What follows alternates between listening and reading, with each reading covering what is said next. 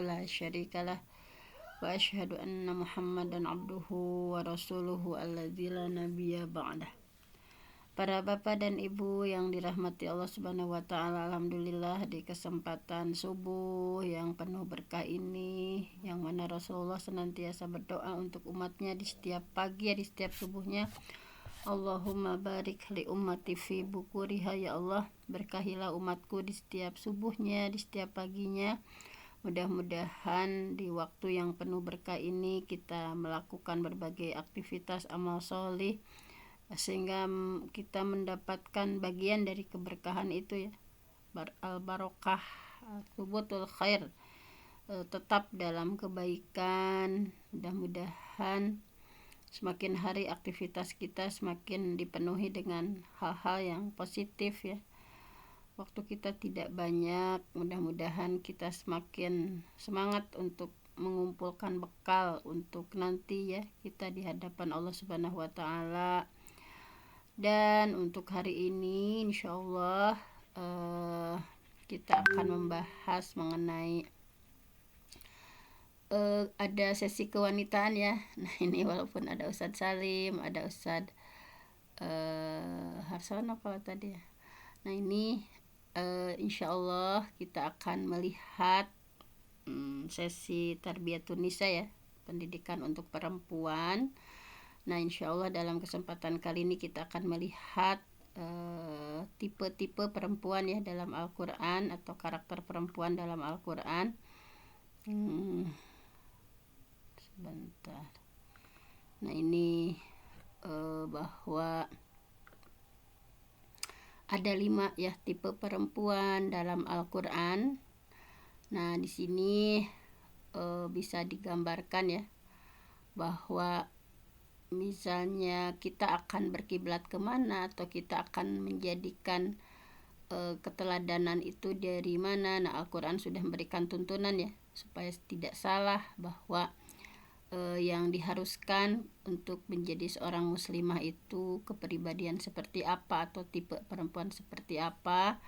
Nah, dalam Al-Quran sudah dijelaskan, ya, ada seorang perempuan yang harus kita jadikan teladan. Di antaranya adalah tipe pejuang, ya. Tipe pejuang itu atau karakter pejuang. Nah, kita bisa lihat dari sosok Siti Asiyah, ya, bukan Siti Aisyah, Siti Asiyah, Asiyah binti Muzahim, ya. Ada yang menyebutkan Mahazim, ada yang terkenal itu Muzahim. Itu adalah sosok istrinya Fir'aun, ya. Di Siti Asiyah itu hidup dalam keadaan yang terjepit, ya, antara apakah suaminya akan beriman ataupun dia yang akan menturuti, gitu, ya, keimanan atau keyakinan suaminya. Tapi alhamdulillah Siti Asiyah bisa keluar, ya, dari lubang jarum yang luar biasa, ya, lewat perjuangan untuk bagaimana mempertahankan keimanan. Mampu, ya, Siti Asiyah mampu menjaga akidahnya dan menjaga harga dirinya sebagai seorang muslimah. Jadi beliau itu lebih memilih istana nanti di surga ketimbang menurut kepada Fir'aun dengan diberikan istana di dunia, ya. Nah, mungkin kalau perempuan sekarang ketika diberikan ujian dengan gemerlapnya dunia, gitu, ya, diberikan ujian dengan laki-laki yang misalnya pasangan yang secara akidah tidak, secara keimanan tidak bagus, ya, tetapi secara duniawi sangat luar biasa. Nah, ini diuji, gitu, ya, apakah bisa mempertahankan keimanan kita, gitu, ya. Nah, makanya salah satunya bagaimana perjuangan Siti Asiyah, ya, digambarkan di surah At-Tahrim. A'udzubillahi minasyaitonirrajim.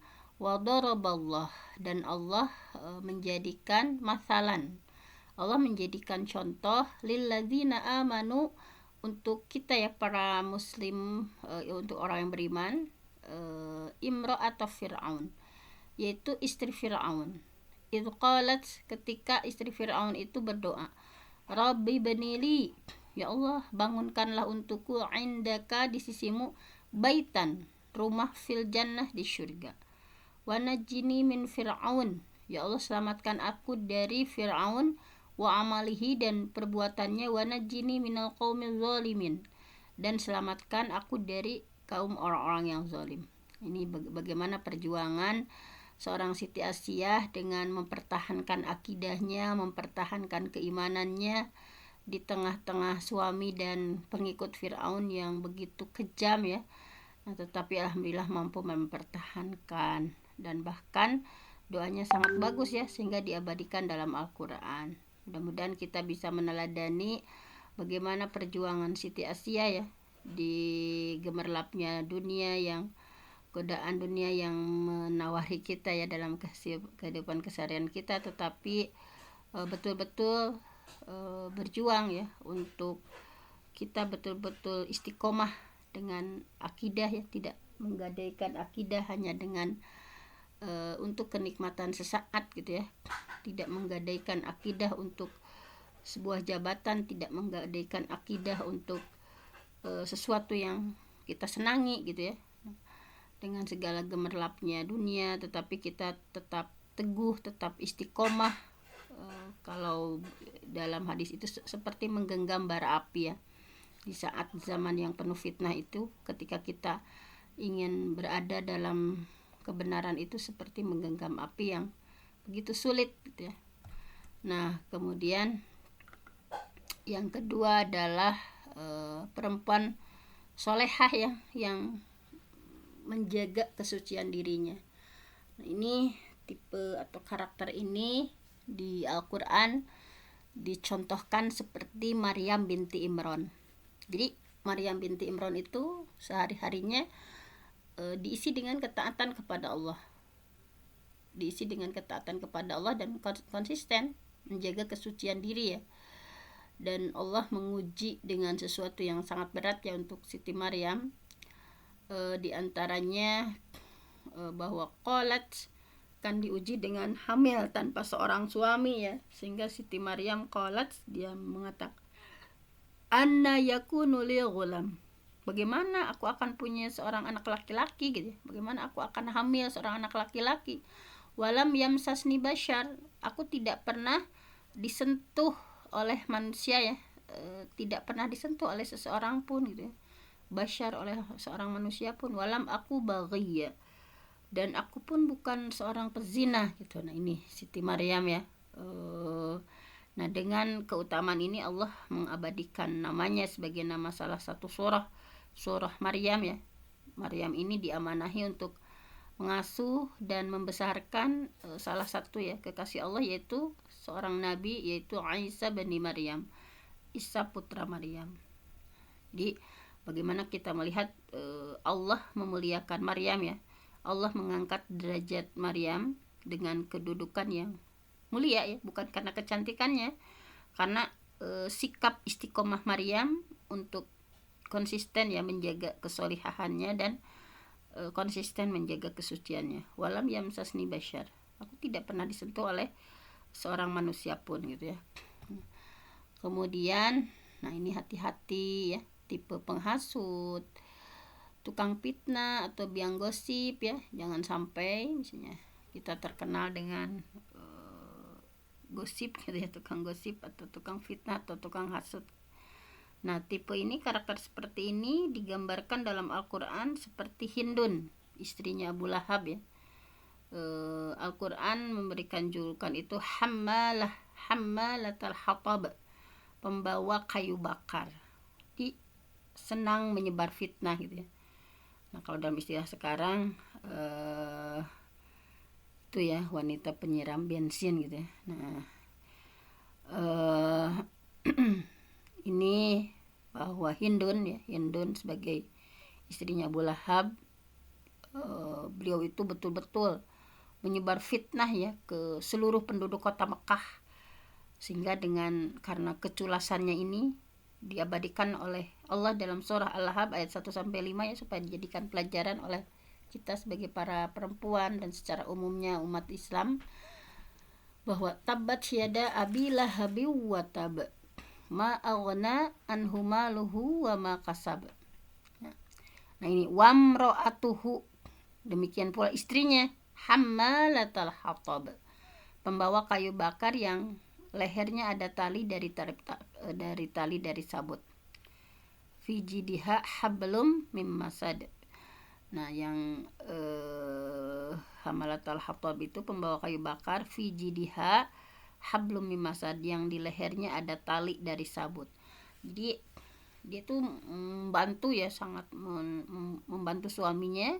Jadi Hindun itu bagaimana dengan kerja kerasnya ya, membantu ya, suami istri ini saling bantu untuk menentang dakwah Rasulullah, menyebarkan fitnah, melakukan berbagai kezaliman. Nah jadi isu yang awalnya biasa, nah menjadi luar biasa kalau diucapkan oleh Hindun gitu. Jadi tipenya itu seperti itu. Jadi misalnya kayak informasi itu biasa-biasa saja, tetapi ketika diucapkan oleh Hindun menjadi sesuatu yang luar biasa. Nah, kemudian dia pun dijadikan ibroh ya sepanjang masa dalam Al-Quran sebagai seorang perempuan yang penuh dengan dosa, penuh dengan perbuatan nistanya. Jadi hari-harinya itu dihabiskan dengan melakukan provokasi terus ya, provokasi, ngadu domba, membenci ya, memusuhi Rasulullah, dan memusuhi para pengikut Rasulullah ya. Nah luar biasa sekali ya. Juga ada Barokah binti Tha'labah ya, satu-satunya perempuan yang pernah memarahi Rasulullah. Itulah diantara tipe perempuan ya, kita berlindung kepada Allah supaya tidak menjadi seperti itu ya. Kemudian ada tipe keempat adalah tipe penggoda. Nah, ini ya dicontohkan dalam Al-Quran, Zulaikha ya, ketika menggoda Nabi Yusuf. Nah bagaimana Zulaikha, hampir saja Nabi Yusuf tergoda ya, kalau tidak ada burhan, tidak ada tanda dari Allah gitu ya, bahwa bagaimana seorang Zulaikha warawadathu allati huwa fi baitiha an nafsi, dan wanita ya Zulaikha yang Yusuf tinggal di rumahnya ya, wa ghallaqatil abwab. Nah di sini dia menutup pintu ya, menutup pintu. Pokoknya Zulaikha yang ada Nabi Yusuf ya, yang Yusuf tinggal di rumahnya, fi baitiha an nafsi, dia berupaya untuk menggoda Yusuf ya, untuk menggoda Yusuf. Wa ghallaqatil abwab, menutup pintu-pintu ya. Wa qalat, kemudian Zulaikha berkata, hai talak, mari ke sini Yusuf gitu ya, menggoda. Qala, sehingga Nabi Yusuf berkata, ma'azallah, aku berlindung kepada Allah, innahu rabbi ahsana mathwai, sungguh Tuhanku itu telah memperlakukan aku dengan baik, innahu la yuflihul zalimun, sesungguhnya orang yang zalim itu tidak akan pernah beruntung gitu ya. Nah, jadi inilah tipe seperti Zulaikha ya, banyak di zaman sekarang yang memerankan diri menjadi seorang Zulaikha, dan kita memohon perlindungan kepada Allah Subhanahu wa taala. Kemudian ada tipe pengkhianat dan ingkar terhadap suaminya ya. Allah memuji perempuan ya.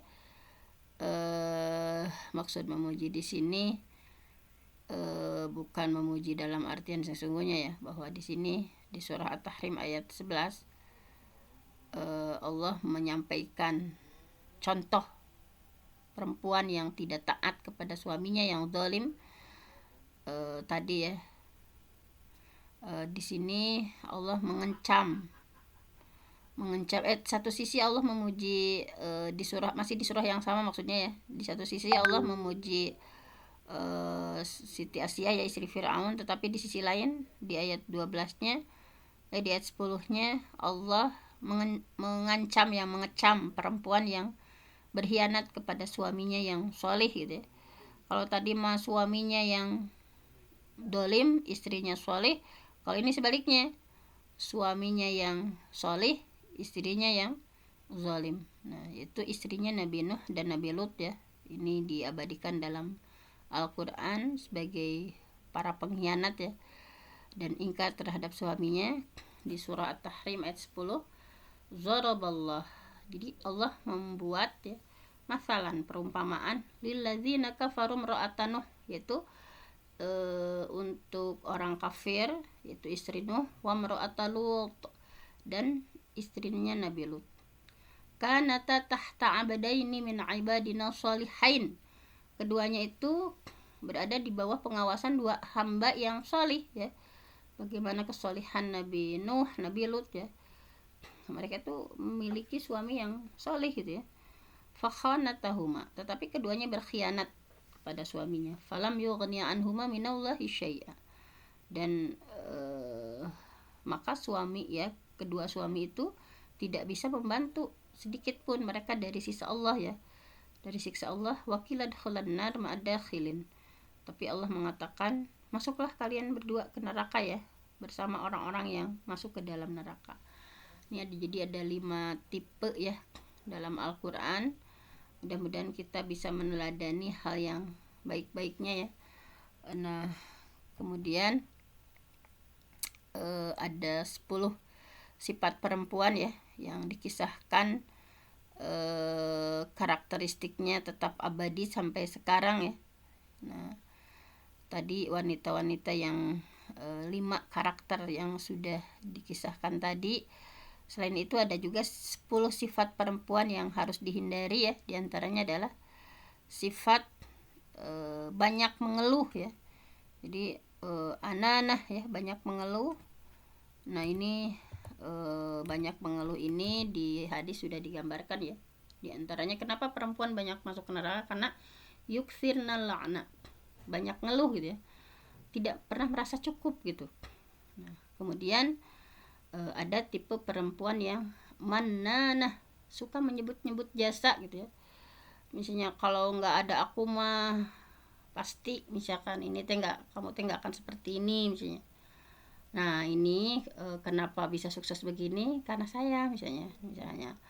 Jadi jangan sampai menyebut jasa ya dan melupakan jasa orang lain. Mananah la tamunnu alayya islamakum, pernah ya dilakukan oleh Arab Badawi, bahwa dalam surah Al-Hujurat diingatkan kalian itu jangan menyebut-nyebut jasa gitu ya. La tamunnu alayya islamakum balillah yamunnu alaikum an hadakum lil iman gitu ya. Allah itu jangan pernah menyebut-nyebut jasa sendiri ya. Nah, pesantren ini gitu ya, kalau tidak ada saya misalnya, atau apapun ya, misalnya kadang seseorang itu suka menyebut-nyebut jasa. Nah, kemudian juga hannanah ya, tadi mah ananah, mannanah, ada hannanah ya, selalu mengenang yang sudah lewat dan menyesalinya. Nah, jangan ya pokoknya. Kemudian juga ada hadaqah ya, selalu ingin memiliki barang-barang yang baru ya. Jadi kayak urusan dunia itu nggak pernah cukup gitu ya. Sepatu, tas gitu ya, baju-baju, selalu ingin memiliki barang-barang yang baru misalnya. Belum udah cukup misalnya semuanya teh pengen matching gitu ya. Ada teman saya dari mulai kerudungnya, bajunya, sepatunya, tasnya gitu ya, terus pengen ada barang-barang yang baru misalnya. Nah, kemudian ada juga yang barokoh ya, jadi waktunya itu habis untuk dandan gitu ya, tabaruj. Kan kalau istri para sahabat itu, mereka itu dandan untuk suaminya ya. Mereka kalau setiap pagi itu pakai pacar ya di kukunya, berdandan untuk suaminya. Kemudian kalau mau zuhur dibersihkanlah si pacar itu, kemudian sholat, setelah beres dia berdandan lagi, dipacari lagi itunya kukunya, terus begitu ya. Tapi itu untuk berdandan untuk suaminya ya, bukan untuk tabaruj untuk laki-laki lain. Kemudian ada yang cerewet ya, sedekah ya, cerewet, suka ngelawan. Nah, juga, dan ada juga yang mubariyah, selalu membanggakan dirinya misalnya, dengan segala aku itu misalnya ya, pinter masak misalnya, pintar sendiri, jadi selalu membanggakan dirinya gitu. Kemudian ada mu'taliyah. Nah, mudah bicara cerai itu sangat mudah misalnya. Nah, kemudian ada akhirah ya, tidak bisa menjaga kehormatan dirinya atau genit ya. Kemudian juga ada natijah, perempuan yang durhaka pada suaminya baik lahir ataupun batin. Nah, ini adalah salah satu sifat yang buruk ya, yang harus dihindari oleh kita sebagai seorang perempuan. Dan ini adalah sulit ya, ada yang diantara salah satunya misalkan mudah-mudahan kita bisa berlindung ya, menjauhkan diri dari hal-hal yang seperti ini.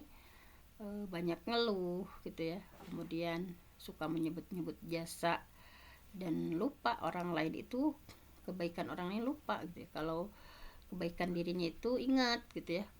Kemudian tadi mengenang sesuatu yang sudah lewat, menyesali gitu ya. Kemudian juga tadi yang terus nggak puas-puas dengan barang-barang ya, dan waktunya itu habis gitu ya untuk dandan lama gitu ya, waktunya itu untuk terus tabaruj, touch up lagi misalnya. Kemudian juga yang cerewet, melawan suami dan selalu membanggakan dirinya misalnya, lihat nih misalnya aku mah gini misalnya. Dan juga ada tipe perempuan yang sedikit-sedikit minta cerai, sedikit-sedikit minta cerai misalnya. Kemudian juga tadi ada yang genit ya, seperti Julaikha ya, itu akhirah. Kemudian juga ada yang durhaka pada suami lahir atau batinnya, yaitu natijah. Nah, di sini sudah disampaikan ya 10 di antara 10 yang harus dihindari. Nah, makanya kita harus banyak ta'lim ya, banyak kajian ya. Nah, ketika kajian ini kita sebagai perempuan ikhlaskan niat, betul-betul mengikhlaskan niat ya ketika kita mengaji, bahwa kan kebanyakan itu sekarang pada ngaji tapi ya gitu misalnya, pengen sekalian main misalnya, pengen sekalian bareng-bareng gosip sama temennya. Tetapi di sini kita diingatkan ya bahwa man ta'allama ilman mimma yubtagha bihi wajhullah la yata'allamahu illa liyusiba aradan minad dunya lam yajid arfal jannah yaumal qiyamah. Bahwa ini, bahwa barang siapa yang mencari sebuah ilmu ya, kemudian di sini dari apa-apa yang dia berharap terhadap wajah Allah ya, keridhaan Allah, bahwa tidak ada yang mempelajarinya kecuali liyusiba bihi aradan minad dunya lam yajid arfal jannah yaumal qiyamah. Jadi jangan sampai kita itu mencari ilmu karena dunia, nantinya itu tidak akan lam yajid arfal jannah. Jadi ilmu itu tidak ada sesuatu apapun yang bisa menandingi bagi orang yang niatnya lurus ya. Nah, bahwa keagungan menuntut ilmu itu bagi orang yang lurus niatnya gitu ya.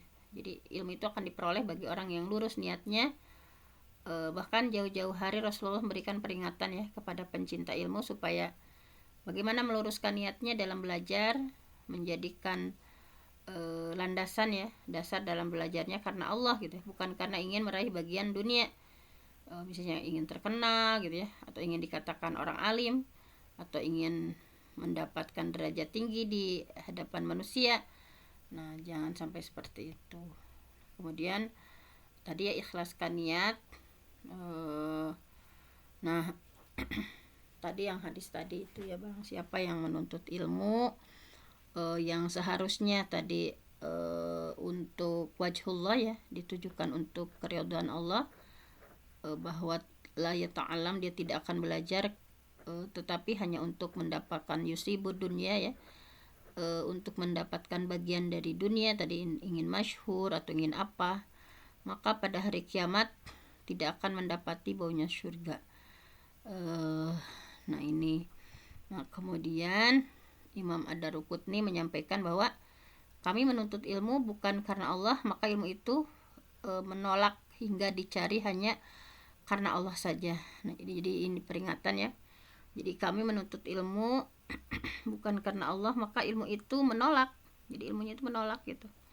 Hingga dicari hanya karena Allah saja. Sehingga dari sana dia belajar bahwa betul-betul mencari ilmu itu harus karena Allah, karena kalau karena yang lain ilmunya itu menolak gitu ya. Apalagi Imam Ibnu Al-Mubarak menyampaikan bahwa tidak ada sesuatu apapun yang lebih afdal daripada menuntut ilmu karena Allah, dan tidak ada sesuatu apapun yang lebih dibenci daripada menuntut ilmu bukan karena Allah. Ya, harus hati-hati ya, harus betul-betul terus meluruskan niat kita gitu ya. Nah ini ya, kita sebagai muslimah luruskan niat ya, untuk ketika mengaji itu mengaji bukan karena untuk mencari tadi misalnya kayak persaingan, hanya ingin rajin ngaji gitu ya, kayak misalnya dilihat ustadznya gitu ya, ustadznya yang gimana dulu misalnya. Kalau ustadznya nggak yang keren misalnya, nggak ngaji gitu ya. Jadi mengaji itu harus karena Allah, karena ini adalah kewajiban, karena diri kita ingin menghilangkan kebodohan, kejahilan dalam diri kita ya. Dia harus betul-betul seperti itu, bukan hanya untuk bangga-banggaan gitu ya mencari ilmu itu, kayak barengan kerudung, pakai seragam gitu ya. Tetapi betul-betul bukan karena misalnya sekarang banyak ya, misalnya ngajinya itu pengen oleh ustaz-ustaz tertentu yang terkenal, misalnya aku mah bisa mendatangkan ustaz anu misalnya. Tapi betul-betul niat kita lillah ya, wajhullah, untuk mencari keridhaan Allah, untuk menghilangkan kebodohan dalam diri kita. Nah kemudian jangan lupa juga ya, ketika kita ingin mencari ilmu itu, izin terlebih dahulu. Nah fasalihatu, perempuan soleh itu adalah qanitat, yang taat, hafidhat, yang mampu menjaga ya, lil ghaib, menjaga dalam keadaan tidak ada, bima hafidhallah, dari apa-apa yang Allah jaga. Nah jadi di sini bisa disimpulkan ya, bahwa perempuan soleh itu tadi yang taat kepada Allah, hafidhat, yang memelihara diri, lil ghaib, ketika suaminya tidak ada, bima hafidhallah, oleh karena itu Allah memelihara mereka. Nah ini Sufyan Ats-Tsauri menyampaikan bahwa qanitat di sini adalah perempuan yang taat kepada Allah dan suaminya. Jadi misalnya memperhatikan hak-hak suaminya ya, misalnya tadi dipersiapkan dulu segala sesuatunya gitu ya.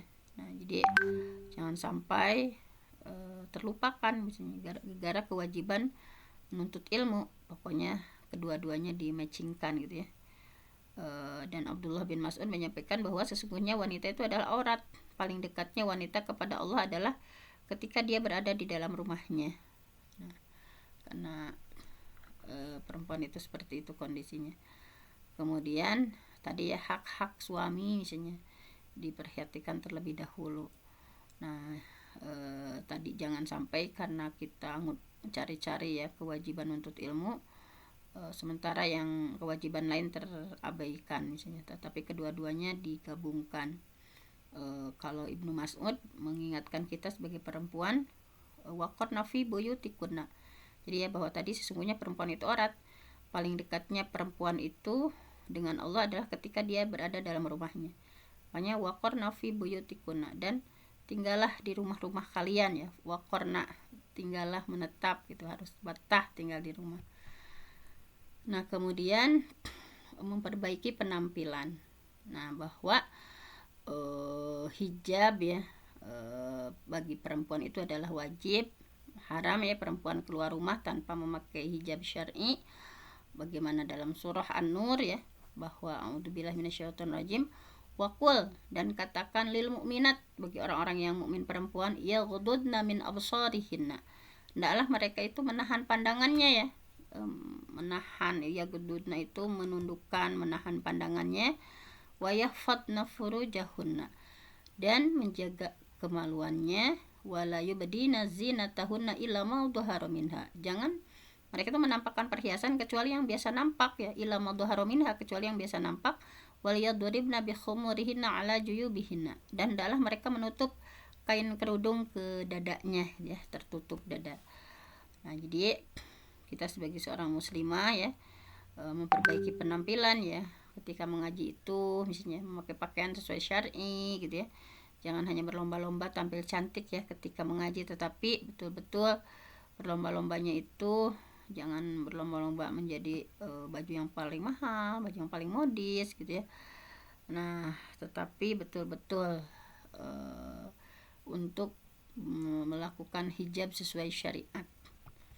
Nah, kemudian selanjutnya adalah mencatat ya, jangan ngobrol atau jangan melakukan hal lain gitu ya. Di tujuan mengaji itu tadi mengamalkan ilmu yang kita tahu gitu ya, berusaha sekuat tenaga ilmu yang kita miliki itu diwujudkan dalam kehidupan sehari-hari ya. Jadi dicatat, misalkan jangan ngobrol, misalnya ustadznya ceramah, kitanya ngobrol gitu ya, dan lain sebagainya. Nah, sibukkan diri dengan ilmu, bukan dengan medsos. Nah, di sini bahwa kita seorang muslimah ya diingatkan ketika kita sudah mengaji, maka sibukkan diri untuk belajar gitu ya, untuk terus belajar dan menuntut ilmu gitu. Jangan disibukkan dengan kayak ngikutin berita-berita di medsos misalnya, kadang benar kadang salah gitu ya. Nah, ini termasuk petaka juga ketika ilmu dilalaikan dan medsos diperhatikan. Jadi seolah-olah berita dari medsos itu adalah ilmu gitu ya. Misalnya dengan Twitter, IG misalnya, sehingga kita lupa baca Quran gitu, lupa baca buku gitu. Tetapi harus belajar terus gitu ya. Umar bin Khattab mengingatkan bahwa belajarlah sebelum engkau diangkat menjadi seorang pemimpin, karena kalau udah jadi pemimpin sulit untuk belajar ya. Imam Bukhari menyampaikan bahwa dan setelah jadi pemimpin tetap belajar juga gitu ya. Nah, ini para salafus salih begitu menjunjung tinggi ya dalam belajar. Hasan al-Basri menyampaikan bahwa belajar hadis di waktu kecil bagikan mengukir di atas batu, kan naksi alal hajar gitu ya. Jadi belajar ketika jadi kalian belajar selagi muda, selagi kecil ya, sebelum kau menjadi seorang imam. Nah, ini ya. Kemudian pilih guru yang baik agama dan manhajnya, karena tidak semua guru manhajnya bagus. Kita diingatkan dengan hadis ya, wadu'atun ala abwabi jahannam. Itu banyak dai-dai yang mengajak ke neraka ya, wadu'atun ala abwabi jahannam. Kita harus betul-betul pilih ya, pilih guru yang agamanya bagus, manhajnya juga bagus. Jadi jangan sembarangan memilih guru, pilih guru yang punya ilmu yang kuat gitu ya. Misalnya kalau kita perempuan, pilih ustazahnya ya yang lebih, kalau ada ustazahnya gitu ya, kalau ada, untuk menghindari hal-hal yang tidak diinginkan. Tetapi kecuali kalau kita dalam sebuah majelis ilmu gitu ya. Nah, tapi kalau idealnya gitu ya, ketika kita ingin berguru nyorog misalnya, tadi untuk menjaga fitnah. Nah, misalnya hati-hati, Imam Asy-Syatibi menyampaikan bahwa walhasil hendaklah seseorang tidak mengikuti ulama kecuali kepada orang yang terpercaya menurut kacamata syar'i. Itu yang selalu menegakkan hujah ya. Ada hujahnya ya, ketika berbicara itu ada dalilnya, ada Qur'annya gitu ya, ada hujahnya yang betul gitu ya. Paham dengan hukum syar'i secara umum ataupun ijmali atau tafsili ya, secara global atau terperinci. Nah, maka ketika misalnya kita berguru kepada yang tidak sesuai syar'i, nah nanti akan menjadi masalah. Seperti ini. Nah, kemudian kalau untuk urgensi akhlak ini ya sudah kita bahas, hanya sekilas saja kita ingatkan. Pokoknya kalau kita menjadi perempuan yang berakhlak ya, insya Allah berarti kita sudah melaksanakan perintah Allah dan Rasulnya ya. Di surah Al-A'raf kita diperintah oleh Allah, khudil afwa wa'mur bil urfi wa'rid anil jahilin. Jadilah engkau al-afwa, pemaaf, wa'mur bil urfi, suruh untuk mengerjakan kebaikan, wa arid anil jahilin, dan berpalinglah dari orang-orang yang jahil, yang bodoh. Nah, kalau kita sudah memiliki akhlak yang bagus, berarti kita sudah mengamalkan perintah Rasulullah ya, wa khaliqin nas bi khuluqin hasan, dan bergaulah dengan manusia dengan akhlak yang baik. Nah, ini ya. Perempuan atau apa dengan akhlak juga insya Allah akan ditinggikan derajat ya, bahwa innal mukmin, sesungguhnya seorang mukmin, layu dariku bihusni hulukihi ya, akan dapat meraih derajatnya orang yang berakhlak itu ya, dengan akhlaknya itu darajatus shaim al-qaim, seperti derajatnya orang yang sholat dan saum. Jadi dengan bagusnya akhlak itu bisa menyamai derajat orang yang sholat dan saum gitu ya. Nah, kemudian juga kebanyakan penyebab masuk surga itu dengan akhlak yang baik, bahwa aksar mayudkhilun nas al jannah.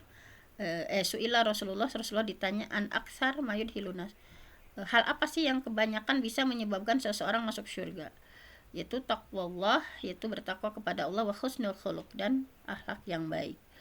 Nah, ini juga kita mudah-mudahan mendapatkan predikat yang paling dekat dengan Nabi ya di hari kiamat, bagi orang yang memiliki akhlak yang bagus.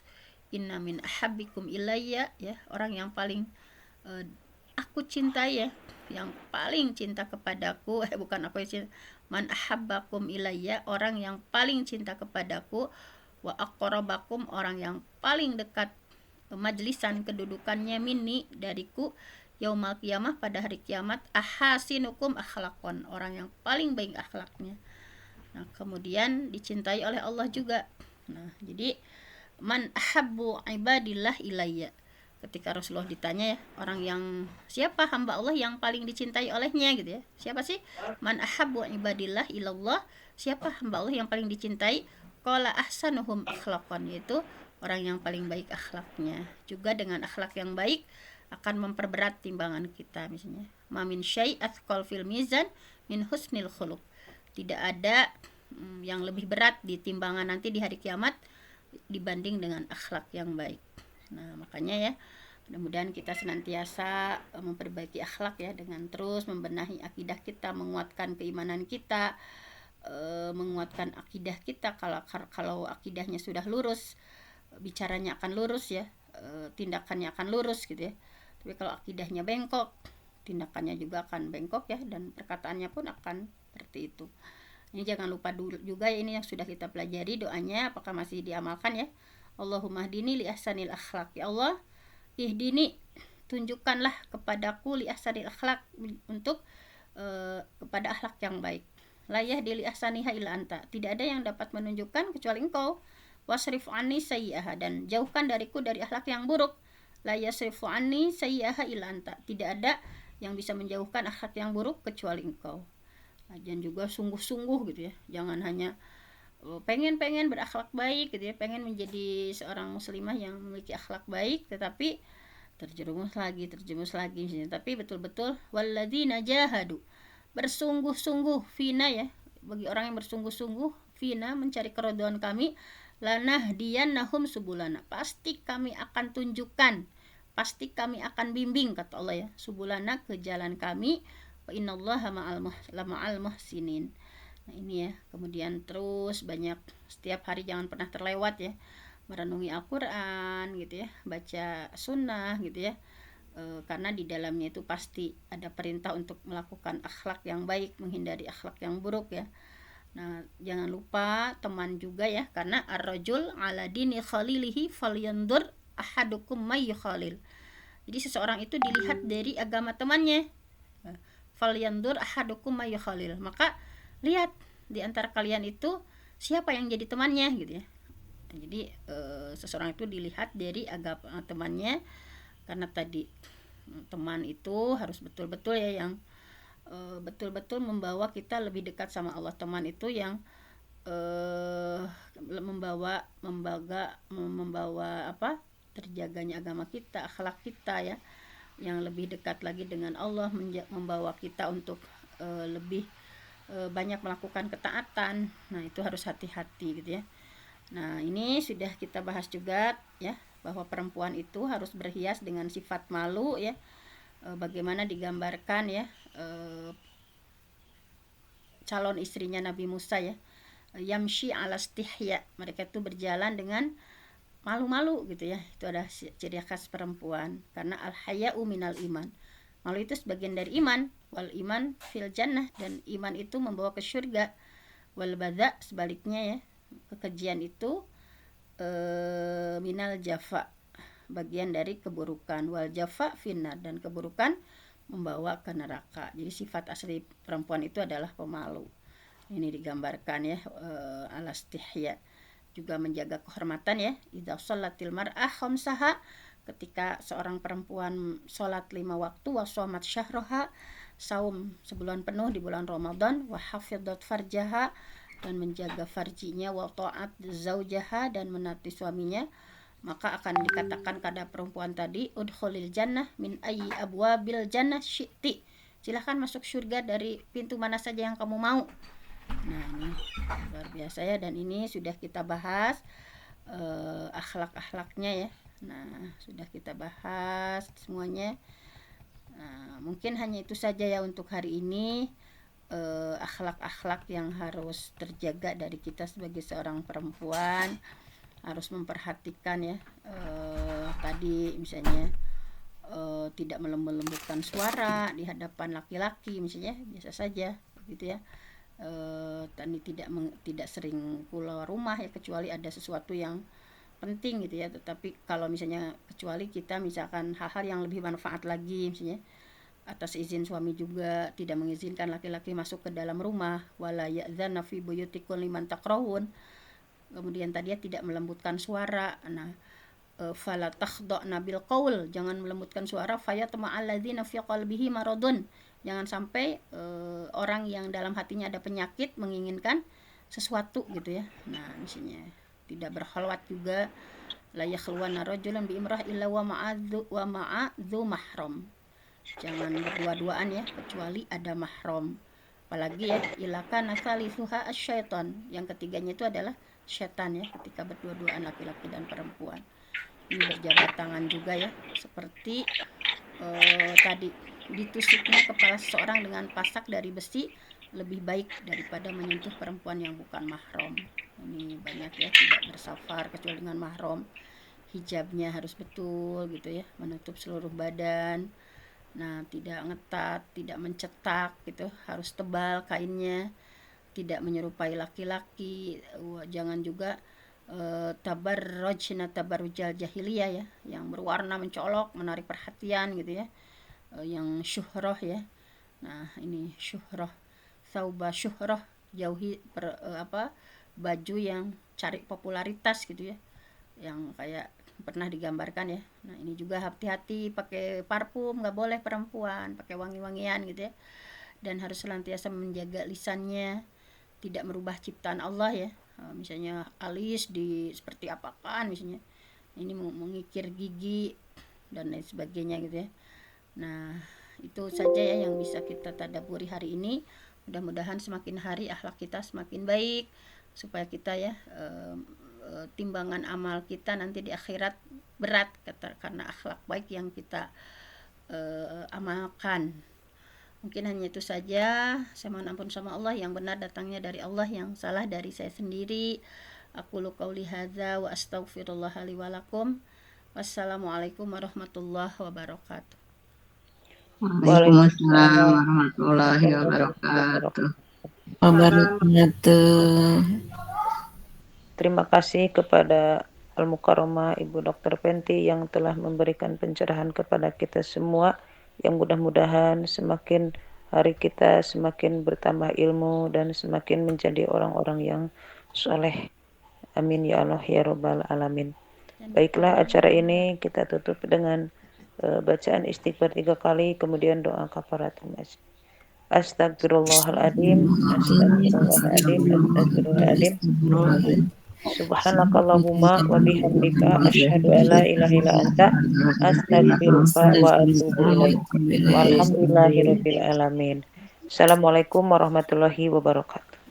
Waalaikumsalam warahmatullahi wabarakatuh. Selamat pagi, Bunda.